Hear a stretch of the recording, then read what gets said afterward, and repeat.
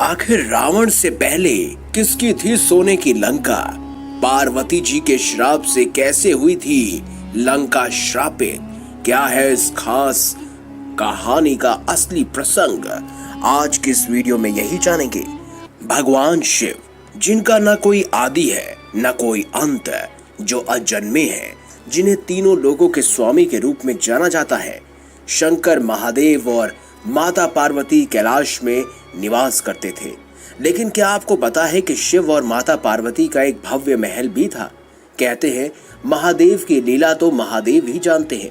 उन्होंने अपनी लीलाओं से अनेक लीलाएं रची। प्रभु की एक लीला आज हम आपको बताएंगे कि जब पार्वती माता के मन में एक सुंदर भवन की इच्छा जागृत हुई तो कैसे उनकी लीला से एक अद्भुत महल पार्वती माता का होने के बाद भी उनका नहीं हो सका, और कैसे पार्वती जी के सुंदर महल को लंकापति रावण ने हथिया लिया।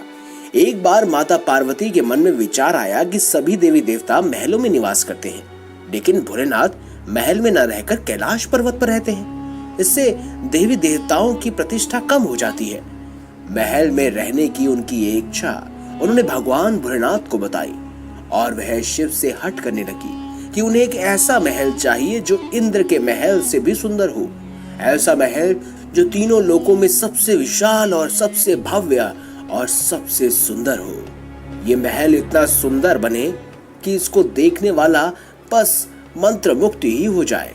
महादेव के बहुत समझाने के बाद भी जब माता पार्वती नहीं मानी तो पार्वती जी की इस इच्छा का मान रखते हुए महादेव ने ऋषि विश्वकर्मा को बुलाया और उन्हें महल बनाने के लिए कहा। विश्वकर्मा जी ने अपनी कला से एक ऐसा भवन का निर्माण किया जो अत्यंत मनमोहक था।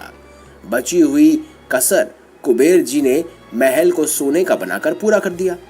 ये महल अत्यंत विशाल और भव्य था। अब ये महल इतना सुंदर था कि कोई भी देखता तो आश्चर्यचकित हो जाता। अभी तक किसी भी देवी देवताओं का महल इतना अद्भुत नहीं था। जब भवन बनकर तैयार हो गया तो उसके लिए गृह प्रवेश करने के लिए उन्होंने विधि पूर्वक पूजन करने के लिए एक श्रेष्ठ ब्राह्मण ऋषि वृषश्रवा को बुलाया। सभी देवताओं को भी महल में गृह प्रवेश पूजन के लिए आमंत्रित किया गया। जिसने भी इस महल को देखा वो बस मोहित ही हो गया। विधि विधान से पूजन होने के बाद महादेव ने ऋषि विश्वश्रवा से गुरु दक्षिणा देने को कहा। महादेव की माया से ऋषि के मन में भवन के प्रति लालच पैदा हो गया। महादेव ने दक्षिणा के रूप में वह महल ऋषि विश्वश्रवा को दान कर दिया। लेकिन माता पार्वती को ऋषि की दृष्टि पर बहुत क्रोध आया और उन्होंने ऋषि को कटु शब्दों के साथ साथ श्राप भी दे डाला कि महादेव का अंश आकर एक दिन उस महल को जलाकर नष्ट कर देगा और उसी दिन से तुम्हारे कुल का विनाश शुरू हो जाएगा। एक और कथा के अनुसार ऋषि विश्वश्रवा ने वह महल धन के देवता कुबेर को दे दिया था, लेकिन एक दिन रावण ने यह महल कुबेर से छीन लिया। माता पार्वती के इस श्राप के कारण ही हनुमान जी ने लंका जलाई और प्रभु श्री राम की कृपा से विभीषण वहां से चले गए, लेकिन रावण के कुल का नाश हो गया। एक और पौराणिक कथा ये भी कहती है जब माता पार्वती ने भगवान शिव से महल में रहने की इच्छा जताई और एक महल बनाने के लिए कहा तो विश्वकर्मा द्वारा महल के निर्माण के बाद इसके गृह प्रवेश के लिए महापंडित महाज्ञानी रावण को बुलाया गया। रावण द्वारा जब विधि पूर्वक गृह प्रवेश का कार्य संपन्न हुआ तो माता पार्वती और भोलेनाथ ने रावण से दक्षिणा लेने के लिए कहा।